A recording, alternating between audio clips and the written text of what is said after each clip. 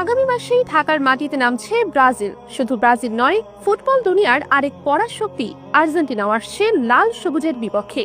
এমন ফুটবল উৎসব, এমন রোমাঞ্চ বাংলাদেশ আগে কখনো দেখেনি। টুর্নামেন্টের সূচি এক কথায় হাই ভোল্টেজ। 5 ডিসেম্বর প্রথম ম্যাচেই শক্তিশালী ব্রাজিলের মুখোমুখি হবে বাংলাদেশ। 8 ডিসেম্বর দ্বিতীয় ম্যাচে প্রতিপক্ষ আর্জেন্টিনা।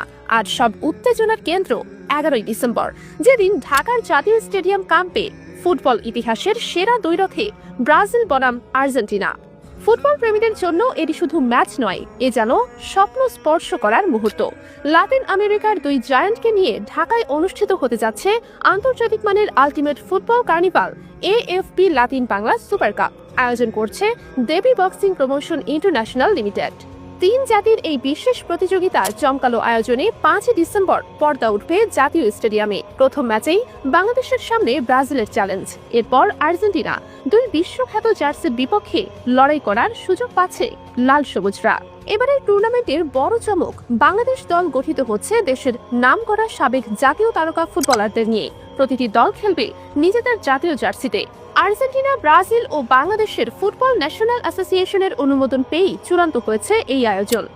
আরও একটি বিশাল সারপ্রাইজ, ব্রাজিল স্কোয়াডকে অনুপ্রাণিত করতে ঢাকায় আসছেন ফুটবল ইতিহাসের এক কিংবদন্তি, এক বিশ্বকাপ জয়ী সুপারস্টার।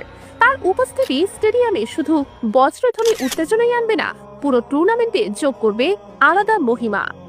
রাউন্ড রবিন ফরম্যাটে প্রতিটি দল একবার করে মুখোমুখি হবে অন্য দলের। যদিও এটি সাবেক তারকাদের আন্তর্জাতিক প্রদর্শনী টুর্নামেন্ট, তবু মাঠে উত্তাপ, আবেগ, গ্যালারির ঐতিহ্য কোনো কিছুতেই ঘাটতি থাকবে না। বরং নতুন প্রজন্মের ফুটবল ফ্যানরা প্রথমবার দেখবে লাতিন ফুটবলের রঙিন আবহ। বছরের শেষে যখন বড় কোনো আন্তর্জাতিক আসর নেই, ঠিক তখনই এই টুর্নামেন্ট ঢাকার রাতগুলোকে সাজিয়ে তুলবে আলোকোজ্জ্বল ফুটবল উৎসবে। লাতিন ফুটবলের জাদু, দর্শকদের উন্মাদনা আর কিংবদন্তিদের উপস্থিতিতে জাতীয় স্টেডিয়াম হয়ে উঠবে ডিসেম্বরের সবচেয়ে প্রাণবন্ত স্পট। ফুটবল ভক্তরা অপেক্ষা করছে ইতিহাসের সবচেয়ে স্মরণীয় মুহূর্তের জন্য। ব্রাজিল আর্জেন্টিনা লড়াই এবার ঢাকায়, সরাসরি চোখের সামনে। এ সুযোগ আবার কবে আসবে তা কেউই বলতে পারে না।